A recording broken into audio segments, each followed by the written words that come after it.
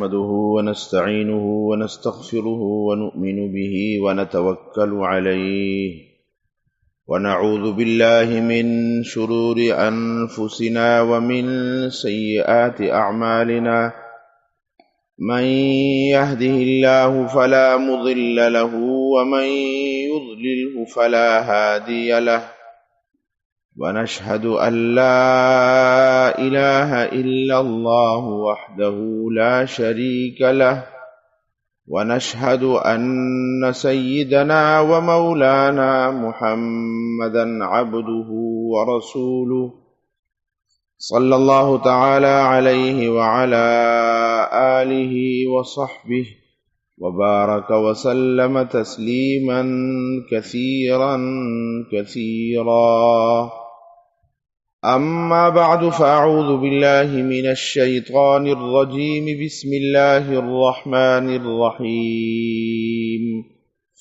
إنا نحن نزلنا الذكر وإنا له لحافظون وقال تعالى قل بفضل الله وبرحمته فبذلك فليفرحوا هو خير مما يجمعون وقال رسول الله صلى الله عليه وسلم خيركم من تعلم القرآن وعلمه قال رسول الله صلى الله عليه وسلم إن الله يرفع بهذا الكتاب أقواما ويضع به آخرين آمنت بالله صدق الله العظيم وصدق رسوله النبي الأمي الكريم ونحن على ذلك لمن الشاهدين والشاكرين والحمد لله رب العالمين. محترم علماء کرامو، اساتذہ کرامو، عزیز طلبہ کرامو، ودد علاقی زما عزت مندو محترم مشرانو کشرانو، السلام علیکم ورحمۃ اللہ وبرکاتہ. دانن مبارک ورځ مبارک محفل چې موږ تاسو را جمع یو، الحمدلله د قرآن پاک په عظیمه خوشحاله کې را جمع یو. په دې کې زمونږ درې ماشومانو د ناظرې او یو ماشوم د حفظ ختم کړی دی. زه دغه ماشومانو ته، دغه اساتذه کرامو ته او دغه مشرانو ته، سرپرستانو ته او د ټولې جمعې ته مبارکي ورکوم چې الله تعالی دې دا ختمونه ډېر ډېر مبارک کړي، الله دې قبول کړي او دا محنت او دا سلسله دې الله تعالی زموږ ستاسو د مغفرت او دواړو جهانو کې د عافیت او د خوشحالو ذریعه وګرځي. زما عزتمندو، قرآن پاک د عظیم نعمت چې الله تعالی موږ تاسو ته، زموږ تاسو ماشومانو ته د ادارې په وساطت سره الله نصیب کو. د دې کل جهان نه بلکې د دواړو جهانو نه،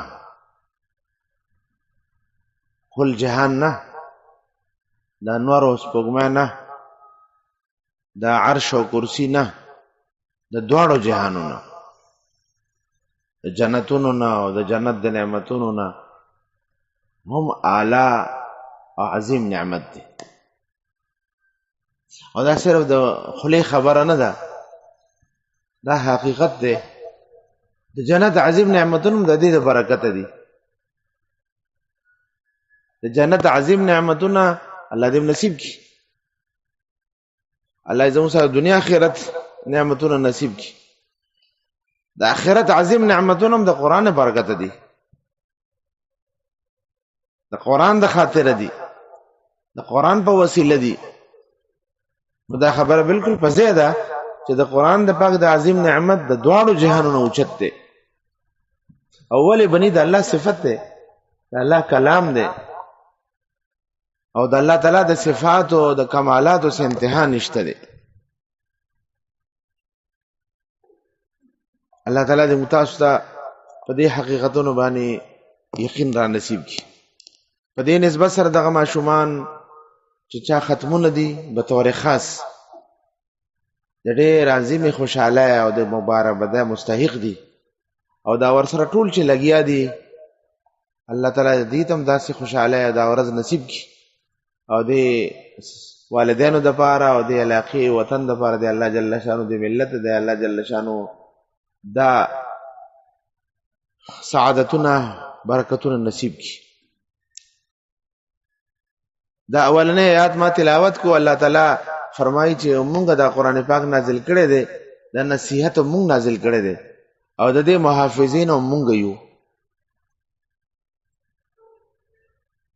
چې د کم نعمت او د کم سیز محافظ الله شي ستاسو خیال دی هغه سو ختمولی شي. دا دنیا او د ځمکه اسمان دا ځان اوشلی دا نشي ختمولی ځکه محافظ رب دی محافظ الله جل شانه دی.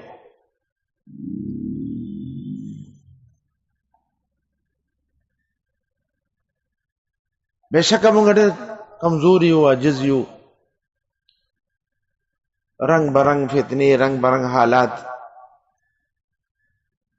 او ډېر حالاتو نه څوک خلاص دي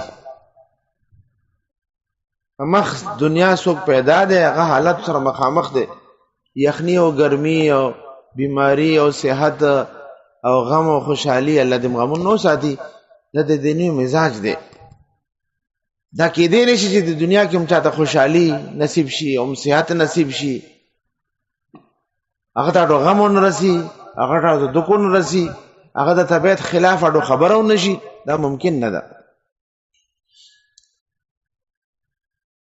زما اشاره دې طرف ته ده چې کوم دا واقع شوی ده او یو دنیا چې د په ځړنه دکی ده او خاص طور باندې مدارسو د پاره تبلیغ د پاره او دینی قوتونو د پاره مذهبي قوتونو د پاره دا یو دغه خبره ده او دې باندې څوک هم خوشاله نه دي. الله تعالی دې زمونږ استادو د دینی قوتونو د دینی مهنتونو حفاظت او فرمایي. خو غالب خیر دی د مهنت کې غالب خیر دی او دا اکا دوکا واقعه ده هر ځای کې کیږي عصری ادارې کالجونه یونیورسټي او دغه چې کوم ادارې دي د کې چې کوم واقعات کیږي المان والحفیظ خو مونږه دا نه وایو هغه هم زموږ د قوم ادارې دي هم زموږ د ملک ادارې دي هغه باندې بد ورځ پرځو نشي هغه کې څوک دي خو زموږ بچی دي د اصلاح او د تنبیه او د سرزنش دا عمل جاری دی. زموږ دلته کې راجم یو یا داسې قسمه مونږه تعلیمي او انتظامی او تربیتی سلسله چلو هم دې د پاره چلو چې د کوتاهونو بچو. زه عرض داله رمی عزتمندو چې د عظیم نعمت ده چې د ادارې په ذریعہ باندې د علاقې ته الحمدلله دا نعمت نصیب کیږي او د دې حفاظت ذمہ داری الله خپل اخیسته ده. د چا د طاقت او د چا د شرارت په بنیاد باندې دا ختمې دې نشي بلکې ان شاء الله تعالی دیتا ونورم ترقی نصیب کیږي تر قیامت سبب ورته تر څو پر الله غواړي. دا دوی آیات چې ما تلاوت کو دي کې الله جل شانو فرمایي چې د خوشاله کس نعمت ده قرآن مجید ده هغه دین ده هغه اسلام ده هغه د رسول الله صلی الله علیه وسلم ذات اقدس ده. قل بفضل الله وبرحمته اے نبی صلی الله علیه وسلم تاسو فرمایي چې د الله تعالی په فضل باندې د الله تعالی په رحمت باندې فبذلک هم په دې نعمت باندې فليفرحوا خلق له د مطلق خوشالي پکار ده. ولی ځکه چې هو خیر مما یجمعون دا د الله تعالی فضل او رحمت چې ده د ټولو نعمتونو نه صرف بهتر نه ده بدرجه بهتر ده چې کوم سيزونه کوم نعمتونه خلق را جمع کوي. ځکه دا کلهم نعمتونه دا کلهم جهان دا نعمتونه دا به د مرګ په مرحله باندې دلته پاتې شي. د مرګ نه پس چې د دنیا د نعمتونه د صدارت او وزارت او د جهاد او د دولت دا مخکې نشي تللی. که مخکې ځینو د ایمان او د اسلام قرآن مجید او د رسول الله صلی الله علیه وسلم ذات اقدس سره محبت او د عظمت والا چې کوم تعلق دی دا نعمت به مخکې ځي او په دې نعمت بنیاد باندې به دې بنده ته نجات ملاویږي. ځکه الله پاک فرمایي چې دا نعمت د کلهم نعمتونه به درجه بهتر دی چې کوم نعمتونه خلق را جمع کوي. حدیث پاک ما تلاوت کو رسول الله صلی الله علیه وسلم ارشاد فرمایي تاسو کې بهترین او غوره هغه دی چې قرآن پاک زده کړو او بل ته خودلو. ګوره غوره صدر ته، وزیر اعظم ته، آرمی چیف ته، چیف جسټس ته، ایس ایس پی ته، ڈی آئی جی ته، آئی جی ته نه دی ویلې. بهترین خطاب د قرآن پاک طالب علم دا د قرآن پاک معلم ته ورکړی دی او دا چا ورکړی دی؟ دا رسول الله ورکړی دی صلی الله علیه وسلم. په دې نسبت سره عزتمندو د دنیا په کم ګوټ کې د قرآن پاک د تعلیم او د تعلم سلسله ده د رسول الله صلی الله علیه وسلم د دې مبارک زیر مستحق ده او موږ د پاره قابل احترام ده. الله تعالی دې موږ ټول ته د توفیق نصیب کړي چې موږ د دې سلسله احترام وکړو. او بل حدیث پاک مثل اول کو رسول الله صلی الله علیه وسلم فرمای ان الله يرفع بهذا الكتاب اقواما ويضع به اخرين. الله تعالی دې قرآن پاک په برکت سره قومون له عزت ورکوي، اوچتایي، سرفراز کوي، سر بالا کوي، سر بلند کوي، سو کې قدر وکي. ويضع به اخرين او سخل داسې چې د قرآن پاک د ناقدره او د ناشکرۍ په نتیجه کې هغه ذلیل کیږي، اخواريږي. الله دې مساتي. معلومه ده چې قرآن پاک زموږ ستاسو د دنیا او د آخرت د سربلندۍ او د ترقۍ بنیاد دی. هغه څنګه؟ هغه داسې چې قرآن پاک موږ ته د حقیقت لار ښیي، د الله جل شانه تعارف را سره کوي، د الله پیژندل را سره کوي او دا همیشه ژوند د تیارې موږ تاسو ته اسباب او سامان را کوي، دا غلار را ته ښیي، هغه تعلیمات را ته ښیي. دا د سحر وخت هم دی او دا ماشومان هم چې دی داسې درنې خبرې چې دی ډېر په مشکله سره اوري. قاري صاحب به تر کومه پورې وهي او کومه پورې به یې رټي. نو زه به یو قصه ووایم چې د دې هم خوشحاله شي او دې کې مونږ ته هم په یو کې عبرت نصیب شي. تاسو ته یو قصه بیانوم. هلکه ماشومانو ما ته ګورئ، قصه اورئ تاسو. ها قصه څوک اوري؟ ماشاءالله قرآن مزاج هم د قصو دی. موسی علیہ السلام قصه، د ابراهیم علیہ السلام قصه، د عیسی علیہ السلام قصه، د انبیاء علیهم السلام د هغې د قومونو واقعات بیان کړي د قرآن او د واقعاتو په ذریعه باندې قرآن پاک زموږ او ستاسو تربیت کې لار راته ښیي. زموږ د مشرانو کې یو مشر تیر شوی دی چې هغه د امت ډېر غټ خدمت کړی دی. هغه ته وایي حضرت مولانا جلال الدین رومي رحمت الله علیه. د تربیت او د اصلاح په حواله سره د امت ډېر غټ خدمت کړی دی. دی یو واقعه بیان کړی ده او واقعي بنیاد دا ده، عنوان دا ده چې کوم سره په دې جن کې خپل رب پیژني داغه دا جدم خسته کیږي، آخرت هم خسته کیږي. عنوان مرکزی روح دا غدا ده. عالم اسلام یو مشهور بادشاہ تیر شوی دی سلطان محمود غزنوی رحمه الله تعالی. ډېر منصف او عادل بادشاہ او ډېر الله والا بادشاہ تیر شوی دی. د په خپل سلطنت او د حکومت چوکیداری کوله، د شپې به ګرځېدو، تاج او شاهي لباس به بدل کو، عام لباس د مزدورانو او د عامو مسلمانانو لباس په واغستو او ګرځېدو به په چوکونو کې، په هوټلونو کې. شپې به خلکو به تبصرې کولې او دغه تبصرې به اورېدې چې حکومت څنګه روان دی، حکومت څه کوي، د حکومت کومه کار روی چې دی هغه د عوامو په فایده کې ده، کومه کار روی د عوامو په نقصان کې ده، بادشاہ څنګه دی، هوټلو کې، حجرو کې، دا کلو تبصرې کېږي په چوکونو کې. یو ځل سلطان محمود غزنوی رحمت الله علیه د شپې په تیاره کې روان دی. په خوا خو دومره رڼاګانې نه وي، دومره کیسې کتارې نه، دومره آبادي نه وه، مختصر ښارونه به. یو ځای کې تیاره کې څه خلک ناست دي، هغې ورغو، هغې مشوره کوله. د غلو جماعت و، د غلا منصوبه جوړوله بدیم ور سره کې ناس لکه تاسو کې وای ز تاسو مرګره ما او چې دام غلې لکه یار نن بس چرته بزونن چرته پیداگیر کو نو مشوره کې دا اول وی دا سو کوي چې خپل کمالات خو وای غنه تاسو کې څوک څه کمال لري چې دغه مطابق منصوبه جوړ کو څنګه چې افراد وی غشانت بیا کار وکاو یو کس وای زما کمال دا دی چې زه خزانه او د پیسو پته ماته پیسې کم ځای پرتی دي خزانه کم ځای پرته ده خو به سره زرو سپین زرو د سرو زرو د سپینو زرو چې کوم خزانه ده دا کم ځای د ماته پته لګي نو بنگله باندې او پکور او محل باندې ورخېجم نو ماته اندازه لګي پوزه کې داسې او طاقت ته چې د پیسې خوشبو راکاږي ابل کس لکه ستا کې څه کمال دی هغه ول ما کې کمال دار چې خزانه چې دی کنه بس په 15 منټه کې تقسیموم غټ نه غټ ډېرې وی کنه په 15 منټه کې دا لال او جواهرات او سونو چاندي تقسیموم حساب کې ماهرم کمپیوټر ما الکه ستاسو کیسه د ست کمال لري هغه وی ز کمال دال رما چې د سپې غابې نو ماته پته لګي سپې سوي هغه مې ورته دا څه خبره ده بچلو تم را سره نو بس تم مرګره چلو سپې خبره باندې پوه شو دا څه خبره ده خو راځه نو تم را سره اوله کو تک کوم څه کمال لري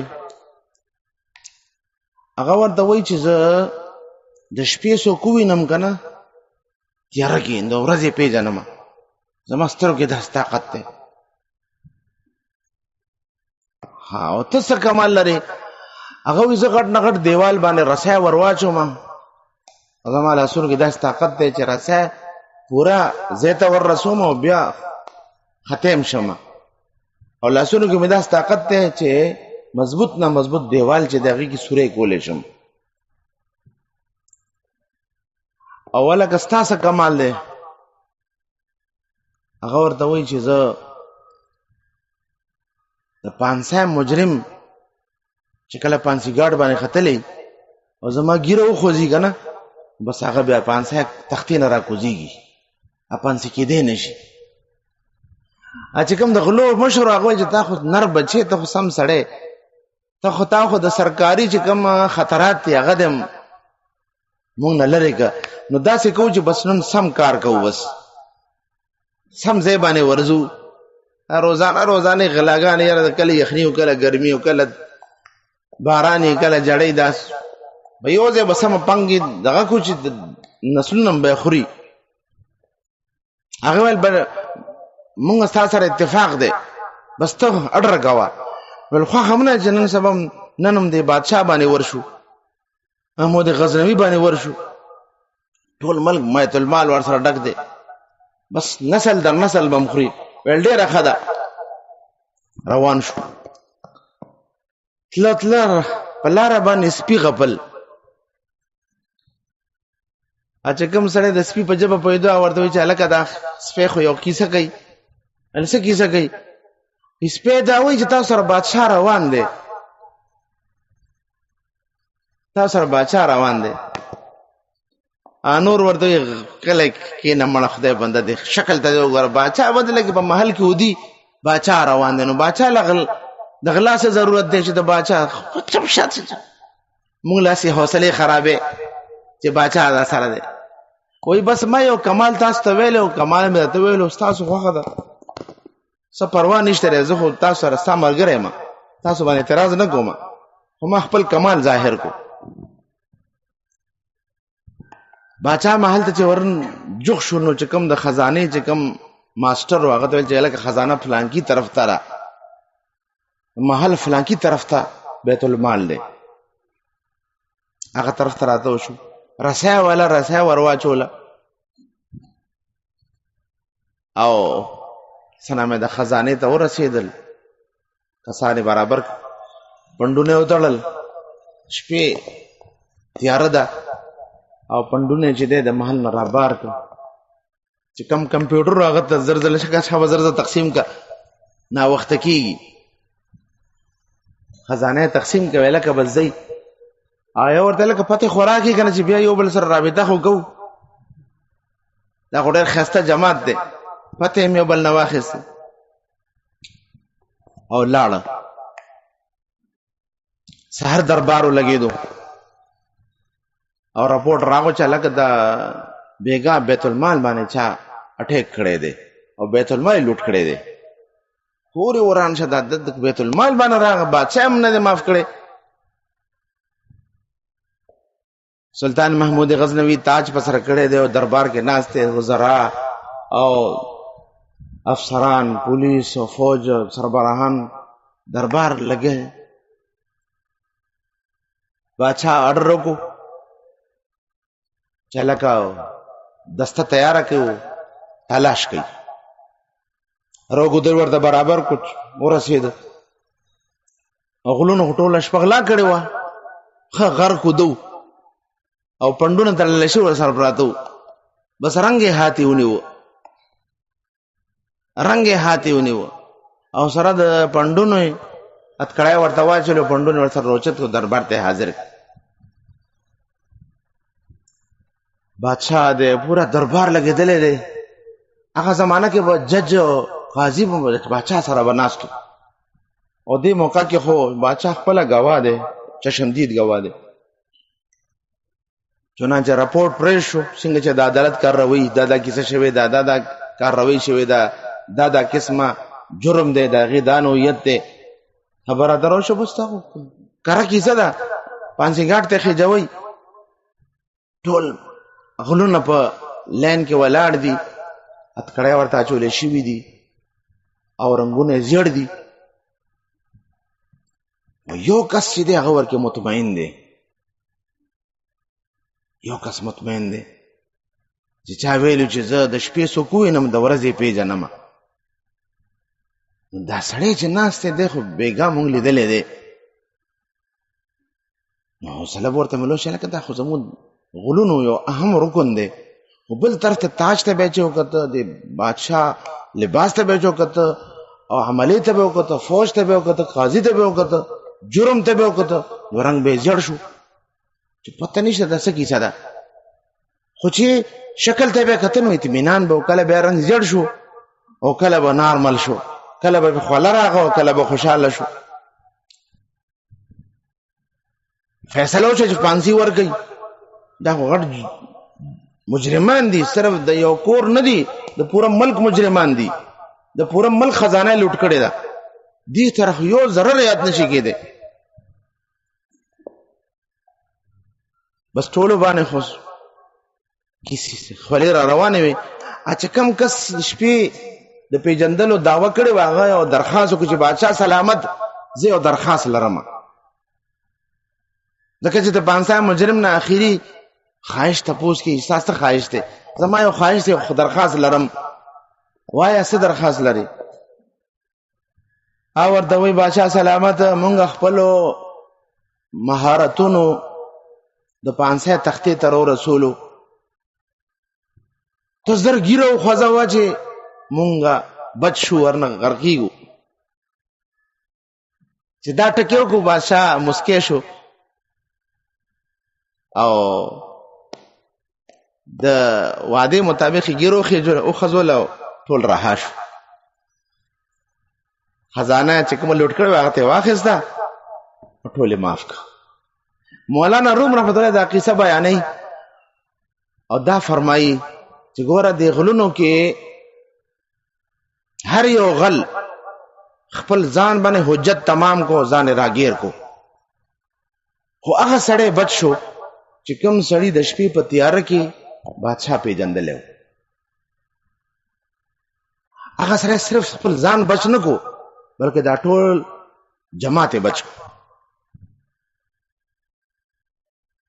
د هر یو غل د خپل مهارت په نتیجه کې خپل ځان راګیر کو د پانسه مستحق کو خو هغه کس چې کوم کس د شپې په تیاره کې بادشاه پیژندلی و هغه ځان هم بچ کو د غلونو دا نامور جماعت هم بچ کو محرم محضله فرمایي چې همدغه شانته کم انسان د دنیا په دې تیارو کې خپل رب پیژني، خپل رب پیژني، اب ځانم بچ کی او یو امت بم بچ کی. د دنیا په دې تیارو کې چې کوم خپل رب او پیژني هغه سره به ځانم بچ کی او یو امت بم بچ کی. زما عزتمند محترمو، د مدارسو د دعوت او تبلیغ او د اولیاء او د بزرگانو دا مهنتونه، د مکتب دا مهنتونه، د ختم نبوت دا مهنتونه، د دین په عنوان باندې زموږ د علماء کرامو دا مهنتونه دا په دې بنیاد دي چې موږ د دنیا په دې تیارو کې خپل رب پیژنو. قرآن پاک آیاتم دا فرعو فرمایل چې په دې خوشاله باندې خوشحالي پکار ده، ځکه دا خوشحالي د غټولو خوشالونه صرف بهتره نه ده، خیر اسم تفضیل سی غدا بدرجه بهتر ده چې کما نعمتونه او کما خوشاله خلق را جمع کوي. د دنیا د وزارت او صدارت او امارت او جیدادونه او د بچی دا کلهم نعمتونه. زما عزتمند محترمو، د مرګ په غاړه باندې به دی خفا دي شي او د قبر او د برزخ چې کوم ژوند دی هغه ته به موت اثر صرف خپل عمل، ایمان، اسلام، قرآن او د حضور صلی الله علیه وسلم اتباع نصیب کی. دا برا سره زی په دې ژوند کې مونږ خپل رب پیژندو، د خپل رب حقوق مو پیژندل، د خپل رب پہچانم حاصل کو. زما عزتمند محترمو، نه صرف دا ژوند بخیسته کیږي بلکې قبر بم خیسته کیږي، آخرت بم خیسته کیږي. حدیث پاک مشکات شریف کې دا روایت تاسو به اوریدلې چې کله مړی خښ شي دو فرشتي دل راځي دنه تاسو کوي ستا رب څوک دی؟ من ربک؟ ما دینک؟ ستا دین څه دی؟ من نبیک؟ یا ما هذا الرجل الذي بعث فيكم؟ دا هستی څوک ده چې تاسو ته دلګل شوی و؟ دا درې سوالونه بکیږي. دا بنده مؤمن چې د الله په فضل سره دا سوالونه ټیک ټیک جواب ورګي نو څلورم سوال به فرشتہ دا کوي وما یدریک یا وما علمک؟ تا ته چا ویل چې ستا رب الله دی، ستا دین اسلام دی او ستا پیغمبر محمد رسول الله دی صلی الله علیه وسلم؟ تا ته چا ویلی دي؟ زما عزتمندو، مشکات شریف روایت دی دا مړی به ورته وي قرأت کتاب الله، ما د الله کتاب لوستی دی، فآمنت به وصدقت، ما په ایمان وروړی دی، ما تصدیق کړی دی، ما ته قرآن دا خبره کړې ده. زه دا خبره عرض کوم چې دا مجلس د الله تعالی د معرفت او د پیژندلو مجلس دی چې موږ داسې مجلسونو کې خپل رب پیژنو، د خپل رب صفات پیژنو، د خپل رب سره شناسایی پیدا کو، خپل رب سره تعلق پیدا کو، د خپل رب مرضیات باندې ځان پویګو چې کوم خبرو باندې زما رب راضي کیږي، د خپل رب د نامرضیاتو نه ځان خبر کو، په کوم خبرو باندې زما رب ناراضه کیږي. او زما عزتمند محترمو، صرف ځان پویولم نه بلکې د دې پوی مطابق عمل برابر کو. دا هغه نعمت ته الله دې تاسو ته نصیب کی، ټول امت ته الله نصیب کی چې دا نعمت د دې جهان د خوشحالوم ضمانت ده، د ځن کدن او د قبرم ضمانت ده او د آخرتم ضمانت ده.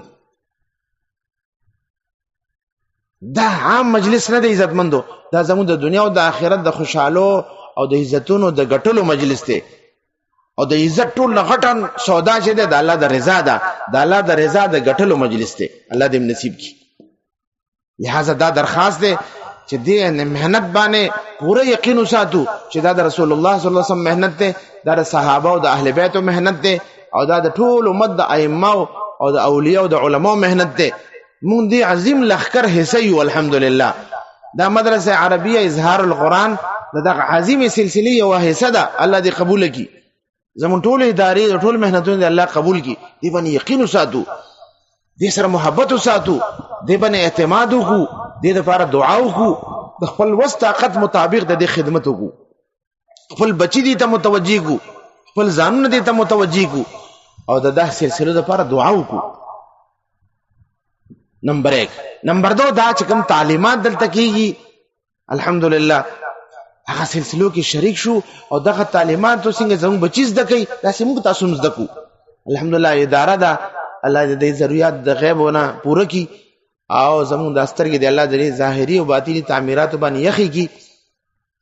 د ادارې نه چې زموږ او تاسو ذات تم فائدہ ورسي، دا زموږ بچی دي او دا زموږ د بچو ښایسته او دا زموږ د بچو یو بنیادي ضرورت پوره کیږي الحمدلله. خو دې ضرورت نه موته مستغنی نه یو. زما بچی روټۍ وخوري نو زما خېټه نه مړېږي، نه بچی خېټه مړه شو. زما بچی تږی دی هغه اوبه وڅښلې د هغه تنده مړه شوه، زما تنده نه مړه. یخني او ګرمي ده، د یخني او د ګرمۍ اسباب زما بچی ته زما زامنو ته لوڼو ته نصیب شو، نو هغې ته سهولت او راحت میلو شو، ما ته نه دی میلو. ځکه دا غواړم چې ما ته هم دا راحت میلو شي، زه دا محنت کوم چې زما خېټه مړه شي، زما تنده مړه شي، زه د یخنۍ نه بچ شم، زه د ګرمۍ نه بچ شم. څنګه دنیاوي اسبابو کې دا سلسله د عزتمندو دغه شانتي دینی لحاظ سره هم خپل ذات اعتبار سره متوجي شو. د تعلیمات زده کو، د فرایض واجبات زده کو، حقوق الله حقوق العباد زده کو، د الله جل شانو معرفت او محبت زده کو، د الله جل شانو تعلق زده کو. خپل ذات اعتبار سره د خپل منځ فکر وکړو، د منځ ښایسته کو، د منځ تلفظ سره ویلو والیو او منځ مونږ په دې توجه سره وکړو چې د خپل منځ الله ته ورومه. دا سهار مونږ منځ وکړو الله دې قبول کړي. زه په دې ذهن باندې دا منځ وکړم چې د خپل منځ الله ته ورومه. تا ته والد صاحب وایي، تا ته خپل تره وایي، ماما درته وایي، خپله مور درته وایي چې بچی راشه ما ته منځ تېر کړه، ته به څنګه منځ تېرې؟ یو سوچ وکړه څنګه په طریقه باندې یو ټکی برابرې. دغه شانتي عزتمندو زه مونځ ته ودرېږم، زه دا سوچ وکړم زه خپل رب ته مونځ ورومه، څنګه توجه سره، څنګه اخلاص سره، څنګه ټکی به برابرې. دې احساس سره موږ مونځ کولو واله شو. دا به راځي زده کړې سره، دا به راځي توجه سره، دا به راځي عمل سره، دا به راځي اهتمام سره. او د دې په دې صورت کې او په دې طریقه باندې ان شاء الله تعالی د دې ادارې او د دې مهنت خیر موته ته نصیب کیږي. داسې روژه، داسې زکات، داسې حج، داسې د والدینو حقوق، داسې د رونو خویندو حقوق، دغه شان د ښځې د بچو حقوق، دغه شان د مارکیټ د بازار چې کوم معاملات دي د حلال او د حرام فکر وي. حلال اختیار کو حرام نه ځان وساتو، جایز اختیار کو ناجایز نه ځان وساتو، روا اختیار کو ناروا نه ځان وساتو. دا سيزونه زما عزتمندو ادارو کې زده کو. درس قرآن پاک او درس حدیث پاک مبارک حلقې دي، دعوت او تبلیغ مبارک مهنت ته الحمدلله. دې سره موږ ځان وتړو او دا سیس تر لاسه کو. او زما عزتمندو دا کار، دا اهم کار، دا بنیادی کار په دې ژوند کې د کولو دی. مرګ نه پس دا کار کېدو والا نه دی، د مرګ په تخته باندې دا کار کېدو والا نه دی. الله دې ژوند کې برکت واچي، الله دې ایمان نصیب کړي. دا کار په دې ژوند کې دی، دا کار په دې مجلس کې دی، دا کار په دې ساعت کې دی. ځکه د مخکینی ساعت پته نشته، ګارانټي نشته، ضمانت نشته. د مخکینی ورځې، د مخکینی شپې، د مخکینی ساعت ګارانټي نشته. الله دې محادثاتو نو ساتي.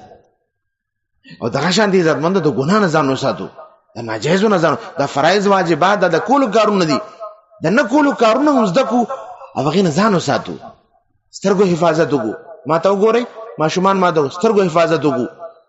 قل للمؤمنین یغضوا من ابصارهم ويحفظوا فروجهم.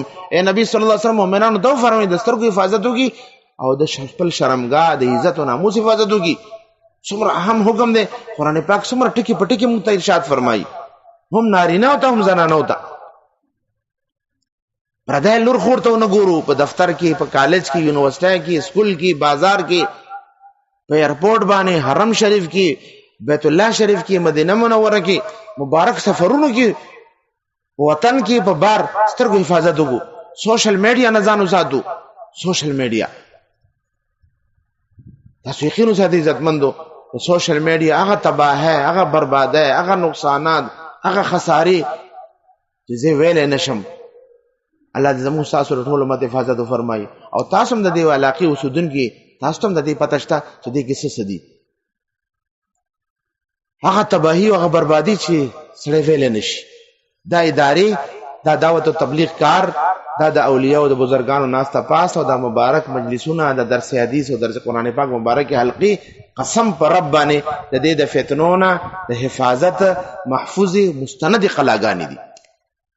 وایي د پېښور یونیورسټۍ کې چې کم سټوډنټان، کم پروفیسران دې حلقو سره تعلق ساتي، الحمدلله د هغې زندګۍ بچ دي. پېښور یونیورسټي نه، انګلینډ او امریکا کې او یورپ کې چې کم کسان د تعلیم د پاره تللی دي، دنیوي ډیګرو د پاره تللی، ملازمتونو د پاره تللی دي، روزګارونو د پاره تللی دي، او داغي تعلق دعوت او تبلیغ سره دی، اولیاء سره دی، بزرګانو سره دی، مدارس سره دی، مکاتب سره دی، علما سره دی. الحمدلله دغه کفر په اډو کې او مرکزونو کې هم د کفر نه او د شرک نه او د ګناهونو نه د نحوستونو د ګندګونو بچ دي. دا ګارانټي ده. دې طرف ته متوجه شو، دې طرف ته متوجه شو. دا زما عزتمند کولو اهم کار دی. تاسو اخبار راوالی، تاسو یقین وساتئ د کومې ورځې اخبار راوالی. داسې خبرونه ورکی پلار راپاسي زوی وجني، رور راپاسي رور وجني، لور راپاسي پلار وجني، خور راپاسي رور وجني. تاسو یقین وساتئ د اخبار دواړه طرف ته چې کومې صفي دي. زما غوندې نفسیاتي مریض به هم په هغه ځای پرېږدي چې دا څه مصیبت دی. تاسو یقین زه اخبار نه ګورم، کله خطا سره وګورم دا کیسې ورو څومره پاکیزه رشته ده، څومره پاکیزه رشته ده. د رور، د پلار، د تره، د ماما، د خوريي، د وراره، د ښځې، څومره پاکیزه رشتې دي. دې معاشره کې د امام محترم او د قرآن پاک دا مهنت، د دین دا مهنت، دا د نور منارې دي او د هدایت سرچشمې دي. دې سره ځان وتړو، سترګو حفاظت وکړو، د ژبې حفاظت وکړو، د لاس پې حفاظت وکړو، د زړه حفاظت وکړو. زړه کې حسد، بغض، کینه، ریا، بدګماني، ناجایز تعلقات دا ونه ساتو. زړه خو د الله تعالی د محبت او د ایمان مرکز دی، دا خو کباړخانه نه ده. زما عزتمندو د دې نه غفلت په نتیجه کې د زړه نه کباړخانه جوړیږي، د زړه نه بوسو کوټه جوړیږي، د زړه بربادیږي. الله دې حفاظت فرمایي. ګناهونو نه ځان وساتو، فرایض واجبات اهتمام وکړو، د ګناهونو نه ځان وساتو، دې مرکزونو سره د مهنتونو سره ځان وتړو او د ذکر او تلاوت اهتمام وکړو. سحر ماښام د صدر تسبیحات، درېمه کلمه درود شریف، استغفار. سحر ماښام د دې اهتمام وکړو او د قرآن پاک د تلاوت اهتمام وکړو. د دې فایده به دی چې زما ستا روح ته، زما ستا زړه ته به یو توانایي ملاویږي، یو قوت ملاویږي، او ان شاء الله تعالی د فرایض واجبات باندې به د عمل توفیق ملاویږي. د الله جل شانه عظیم محبت او عظمت به نصیب کیږي. د الله ذات علی باندې به یقین نصیب کیږي. د آخرت د تیار توفیق ملاویږي. الله تعالی دې ماتم دا نعمت نصیب کی، الله تاسو ته دا نعمت نصیب کی. کوم ګناهونه سره نشي بچ کېده، بار بار پکې مبتلا کیږي. دا غي د پر خودو طریقه دا چې د کېدو وخت لګي الله ته متوجي شي. کله ود کېږي د شپې نو سر بالغ باندې کې نه دي، لکه شانته الله ته متوجي شي. الله نه پتیر شي جن باندې معافي غواړي او د آینده جن د لپاره حفاظت غواړي.